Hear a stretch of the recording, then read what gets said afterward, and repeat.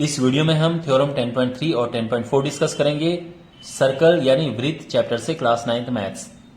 और थ्योरम 10.3 है, यह है सर्कल और यह है इसकी जीवा। जीवा AB और ये इसका केंद्र है O। अगर आप केंद्र से, सेंटर से इस जीवा पर एक परपेंडिकुलर यानी एक लंब ड्रॉ करते हैं, तो एक लंब हम ड्रॉ करते हैं, ये है और ये परपेंडिकुलर है, मींस ये है 90 डिग्री, ये 90 डिग्री, ठीक है ना, इस तरह से। और इसको ले लेते हैं M।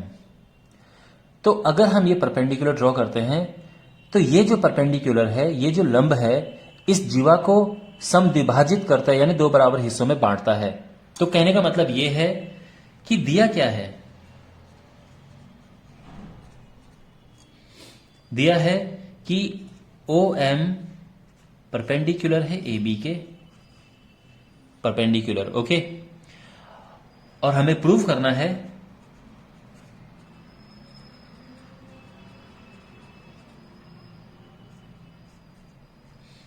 कि AM बराबर MB है। ऑलराइट, तो इसे करते हैं प्रूफ। इसको प्रूफ करने के लिए हम क्या करेंगे कि इसे कंप्लीट कर देंगे। इसे हम ऐसा ड्रॉ करेंगे और ये हम कंप्लीट करेंगे बेसिकली इस तरह से, अंडरस्टैंड। तो अब हमारे पास एक ट्रायंगल ये हो गया है और एक ट्रायंगल ये हो गया है। देखो, ये त्रिज्या है, रेडियस, और ये भी रेडियस है। तो क्या होगा कि ये दोनों आपस में होंगे बराबर। क्यों? क्योंकि त्रिज्याएं बराबर होती हैं।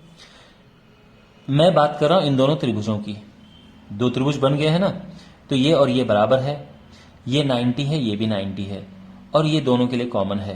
तो यहां पे RHS प्रॉपर्टी लगेगी, right angle, right angle, height, hypotenuse यानी ये कर्ण, और साइड यानी ये, तो ये प्रॉपर्टी लगेगी और ये प्रूफ हो जाएगी सर्वांग सम। तो जो भी मैंने आपको यहां पे समझाया है उसको हम यहां पे लिखते हैं। तो त्रिभुज सबसे पहले हम लिखेंगे जो हमने किया, AO और BO को मिलाने पर, ठीक है ना। या फिर हम लिख सकते हैं A से O और B से O को मिलाने पर, ये हो गया है। अब इसके बाद ट्रायंगल OMA तथा ट्रायंगल OMB में, इन दोनों त्रिभुजों में, अब देखो इन दोनों त्रिभुजों में क्या है, देखिए यहां पर ये एंगल और ये एंगल बराबर हैं। एंगल OMA बराबर है एंगल OMB, ठीक है। इसके बाद अब ये क्यों बराबर है? क्योंकि जो OM है वो परपेंडिकुलर है AB के, यानी ये और ये आपस में परपेंडिकुलर है, तो ये 90-90 हो गया।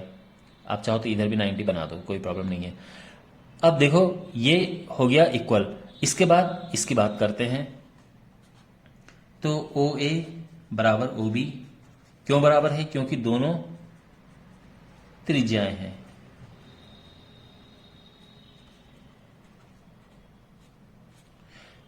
और इसके बाद ये दोनों के लिए कॉमन है,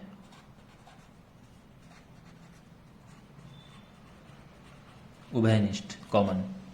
तो यहां पर RHS प्रॉपर्टी लगी, देखो राइट एंगल, हाइपोटेन्यूस और साइड, ये RHS प्रॉपर्टी होती है। तो देयरफॉर ट्रायंगल OMA जो है वो सर्वांग सम हो जाएगा ट्रायंगल OMB के, हो गए दोनों सर्वांग सम। और अब इससे क्या होगा, देयरफॉर AM बराबर है MB। तो हम ये कह सकते हैं कि जो OM है AB को समद्विभाजित करता है, ठीक है, हेंस प्रूव्ड। अब करते हैं थ्योरम 10.4। ये जो थ्योरम है ये 10.3 का विलोम है। 10.3 में क्या कहा गया था कि एक जो जीवा होती है उस पे जब हम परपेंडिकुलर यानी लंब डालते हैं तो जीवा को समद्विभाजित करता है वो लंब। लेकिन ये जो थ्योरम है इसका विलोम है, यानी ये है एक जीवा, ये है केंद्र, जीवा को लिख लेते हैं AB, केंद्र O है। अगर इस सेंटर से जीवा पर इस तरह से हम रेखा डालें, इस तरह से एक लाइन ड्रॉ करें, एक लाइन ऐसे डालें कि ये बराबर हिस्सों में बंट जाए, यानी इस बार ये बराबर दिया हुआ है, इस बार ये बराबर दिया हुआ है, तो हमें ये प्रूव करना है कि ये दोनों आपस में लंब होंगे, यानी ये 90 डिग्री प्रूव करना है। देखो 10.3 में था, ये 90 दिया हुआ था और हमने प्रूव किया था कि ये और ये आपस में बराबर हैं। इस बार क्या है कि ये और ये आपस में बराबर दिए हैं और हमें प्रूव करना है कि ये 90 है। मैं लिख देता हूं ये, यानी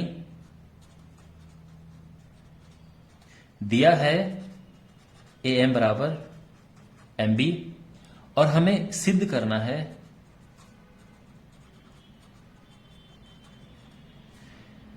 OM परपेंडिकुलर है AB के। अंडरस्टैंड? तो जैसे हमने पीछे किया था बिल्कुल वैसे ही हम इसको ज्वाइन कर देंगे।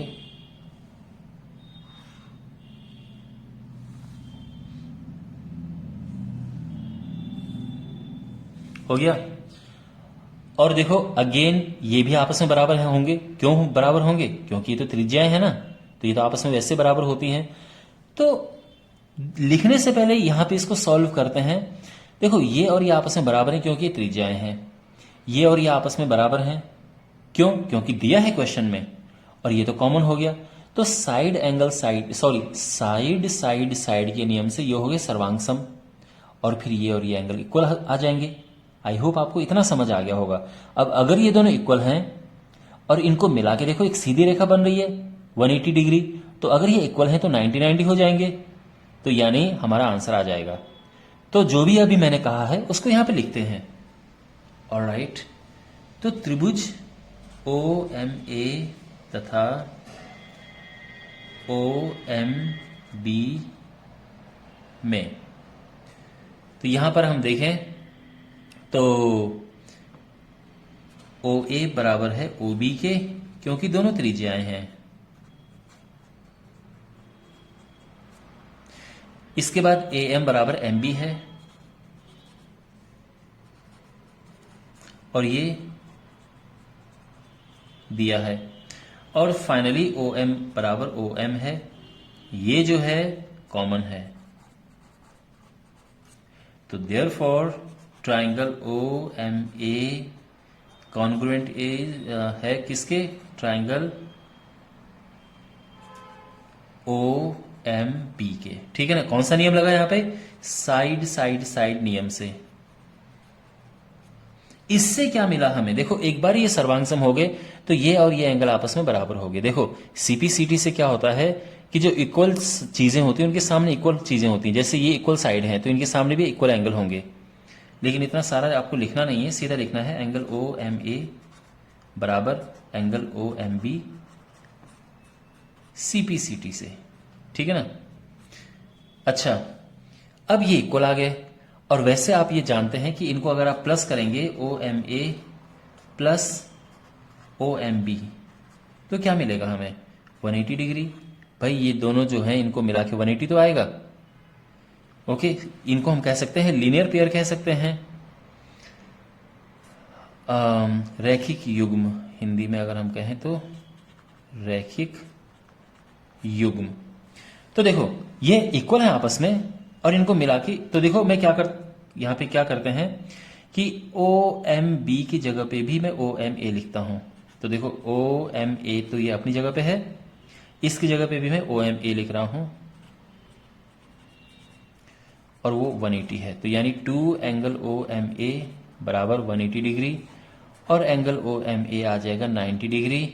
और इससे क्या पता चला कि देयरफॉर जो OM है वो परपेंडिकुलर है AB के, हेंस प्रूव्ड। यही प्रूव करना था।